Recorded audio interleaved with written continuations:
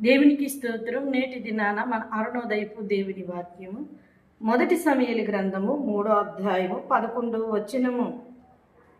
ఇశ్రాయేలులో నేను ఒక కార్యము చేయబోచున్నాను, దానిని విని వారందరి చెవులు గింగిరువనును. హల్లెలూయా. ప్రియమైన దేవుని బిడ్డ, ఇక్కడ బాలుడైన సమూయేలుతో ప్రభు అయిన దేవుడు మాట్లాడుతూ ఉన్నాడు ఇశ్రాయేలు ప్రజల గురించి.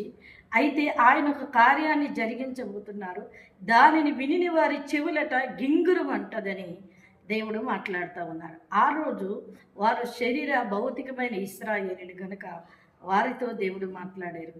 ఈరోజు నువ్వు ఆధ్యాత్మిక ఇశ్రాయేలువి కనుక దేవుడు నీతో మాట్లాడుతూ ఉన్నాడు. నీ జీవితంలో ఆయన ఒక కార్యాన్ని జరిగించబోతున్నారు.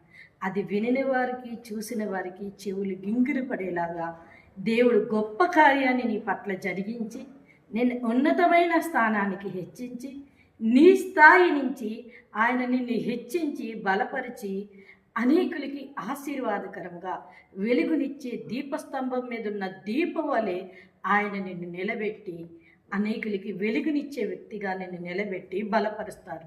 అది ఆధ్యాత్మిక వెలుగు కావచ్చు, అది భౌతికమైన వెలుగు కావచ్చు. భౌతికమైన వెలుగు అంటే అది అనారోగ్య బలహీనతల నుంచి విడిపించడము, ఆర్థిక వనరుల నుంచి విడిపించడము.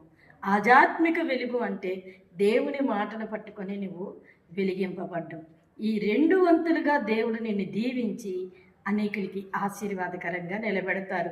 అది విన్న వారికి, చూసిన వారికి వారి చెవులు, వారి కన్నులు గింగిరమనేలాగా నీ పట్ల దేవుడు కార్యం జరిగిస్తారు. అయితే నువ్వు అరుణోదయాన లేచిన వెంటనే ప్రార్థన చేసుకుని ఈ వాక్యాన్ని పట్టుకొని నీ జీవితాన్ని ప్రారంభించు.